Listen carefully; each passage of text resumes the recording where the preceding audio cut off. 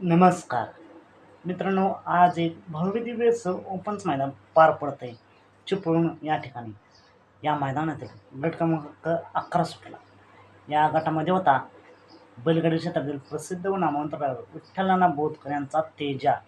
नेमकं काय घडलं मित्रांनो? आपण जर पाहिलं तर तेजाचा मागचा काय मैदानी संघर्षाची होती, म्हणजेच गुलाला पात्र झाला नाही, गुलालासाठी संघर्ष करतोय.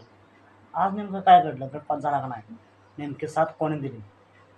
तर मित्रांनो, या गटामध्ये घरचा साथ आपल्याला पाहताना दिसला, तो म्हणजे तेजा आणि भोंगा.